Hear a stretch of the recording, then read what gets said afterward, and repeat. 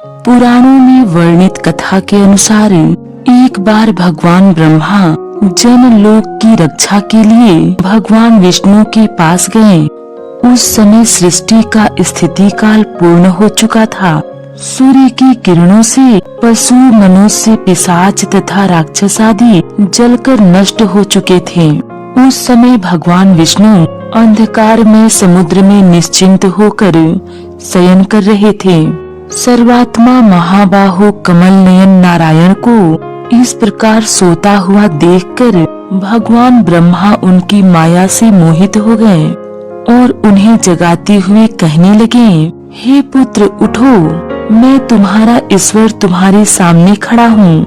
निद्रा में भगवान विष्णु ने जैसे ही नेत्र खोले, भगवान ब्रह्मा को देखकर हंसते हुए कहा, वत्स तुम्हारा स्वागत है, आओ तुम्हारा कैसे आगमन हुआ।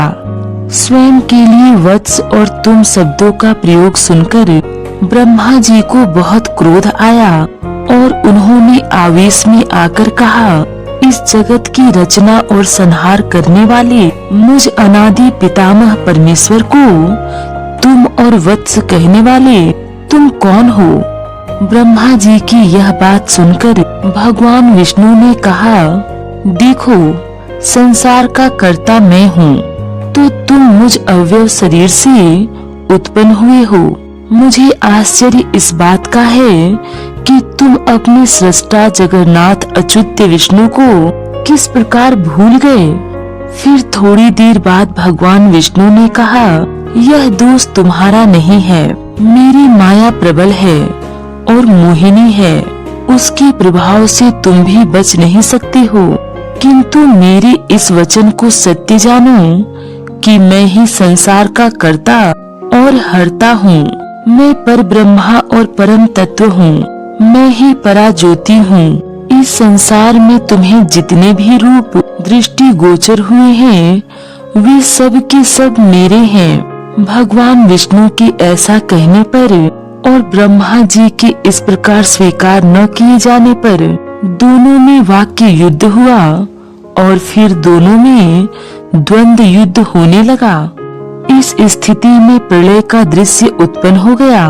इसी समय दोनों के विवाद की शांति के लिए तथा प्रबोधि करने के लिए इनके मध्य प्रलय कालीन सहस्त्रों अग्नियों के समान प्रज्वलित आदि मध्य अंत से रहित क्षय बुद्धि से मुक्त अनुपम लिंग प्रकट हो गया। लिंग के प्रकट होने पर ब्रह्मा जी और भगवान विष्णु इसके प्रभाव से मोहित हो गए। तब भगवान विष्णु ने यह प्रस्ताव किया कि क्यों न हम इस लिंग की परीक्षा करें। ब्रह्मा जी भी इसके लिए तैयार हो गए। तब भगवान विष्णु ने कहा, मैं इसकी गहराई की परीक्षा करता हूँ और तुम इसकी ऊंचाई की परीक्षा करो। ऐसा निश्चित होते ही भगवान विष्णु ने नीले अंजन के सदृश पर्वत जैसा 10 योजन लंबा और 4 योजन चौड़ा, मेरू पर्वत के समान ऊंचा, तीखी दाढ़ों वाला प्रलयंकारी सूर्य के समान धधकता हुआ भयंकर युद्ध करने वाला अजय वाराह रूप धारण कर लिया। तब ब्रह्मा जी ने ऊंचाई का अनुमान लगाने के लिए हंस रूप धारण कर लिया। भगवान विष्णु लिंग का पता लगाने के लिए 1 सहस्त्र वर्ष पर्यंत त्वरित गति से नीचे की ओर गए, किंतु उन्हें लिंग की मूल का पता नहीं चला। इसी प्रकार से इतनी ही अवधि तक ब्रह्मा जी भी ऊपर की ओर उड़ते हुए गए, किंतु लिंग के छोर का पता नहीं चला। थक हार कर दोनों वापस आ गए और उन्हें अपनी स्थिति का एहसास हो गया। उन्होंने यह जान लिया कि हम शिव की माया से विमोहित हैं। तब उन्होंने उस लिंग की परिक्रमा कर उसे प्रणाम किया। यही भगवान शिव का प्रथम शिवलिंग माना गया। इसके पश्चात ही लिंग को शिव का प्रतीक मानकर पूजा करने की परंपरा आरंभ हुई। शिव पुराण में वर्णित कथा लिंग पुराण में वर्णित उपरोक्त कथा से थोड़ी भिन्नता के साथ कही गई है, परंतु दोनों कथाओं का मूल तत्व एक ही है। शिवलिंग के स्वरूप का वर्णन लिंग पुराण एवं मत्स्य पुराण में किया गया है। शिवलिंग मंदिर के मुख्य भाग को गर्भगृह में स्थापित किया जाता है। शिवलिंग का ऊपरी हिस्सा पराशिव एवं निचला हिस्सा पराशक्ति है। लिंग के निचले अंश को पीठ में स्थित रखा जाता है, जिसे योनि कहते हैं। इसी प्रकार ये दोनों सृष्टि की उत्पत्ति के मूल कारण पुरुष तथा प्रकृति के प्रतीक कहे गए हैं। शिवलिंग 3 भागों में विभाजित होता है। ब्रह्मा भाग शिवलिंग का सबसे निचला भाग होता है, जो चौकोर होता है। इसे पीठ भी कहा जाता है। विष्णु भाग शिवलिंग का मध्य भाग होता है। यह अष्टकोणीय होता है। इसे भद्र पीठ कहा जाता है। रुद्र भाग शिवलिंग का सबसे ऊपरी भाग है, जो वर्तुलाकार होता है। इसे पूजा भाग भी कहते हैं। इसे ही भोग पीठ कहा जाता है। लिंग की आकृति मंदिर की द्वार सीमा पर निर्भर करती है, ताकि प्रत्येक द्वार से उपासक देवता का दर्शन कर सके। जिस प्रकार लिंग भगवान शिव का प्रतीक होता है, उसी प्रकार पीठ माता पार्वती का। शिवलिंग की पीठ सामान्यतः 3 तरह की होती है। उत्तर भारतीय मंदिर निर्माण शैली में शिवलिंग की पीठ वर्गाकार होती है, जबकि दक्षिण भारतीय मंदिर निर्माण शैली में शिवलिंग की पीठ अष्टभुजाकार होती है। मध्य भारतीय मंदिर निर्माण शैली में शिवलिंग की पीठ गोलाकार होती है।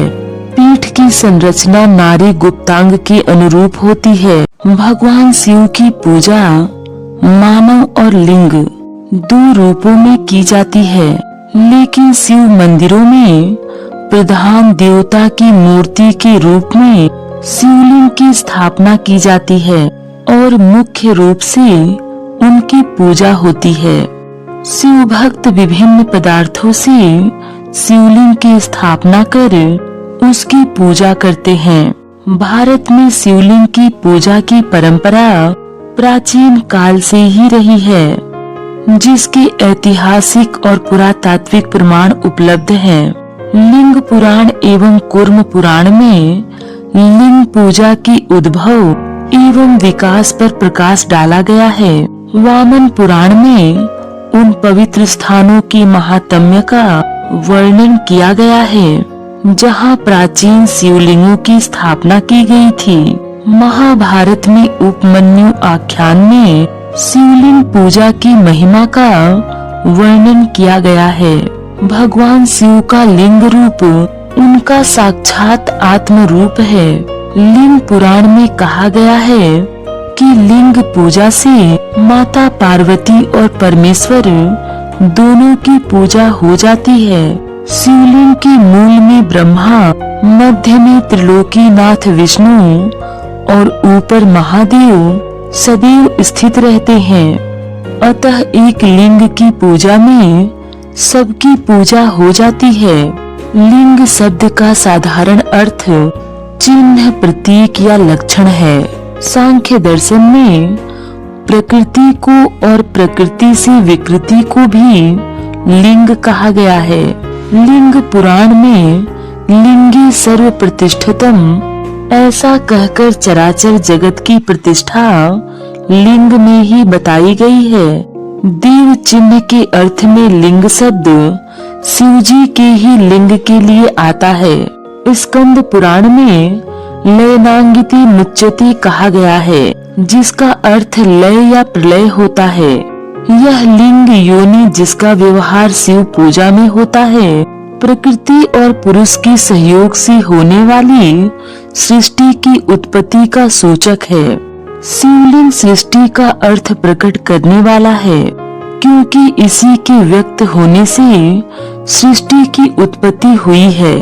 इसका दूसरा अर्थ आलय है, अर्थात यह प्राणियों का परम कारण है और निवास स्थान है। इसका तीसरा अर्थ है लियते अस्मनिति लिंगम, अर्थात सब दृश्य जिसमें लय हो जाए वह परम कारण लिंग है। निराकार निर्विकार व्यापक दिक् या पुरुष तत्व का प्रतीक ही लिंग है और अनंत ब्रह्मांडोपादिनी महाशक्ति प्रकृति ही योनि अर्धा या जलहरी है। न केवल पुरुष से सृष्टि हो सकती है और न केवल प्रकृति से। पुरुष निर्विकार कुटस्थ है और प्रकृति ज्ञान विहीन जड़ है। अतः सृष्टि के लिए दक दृश्य प्रकृति पुरुष का संबंध अपेक्षित होता है।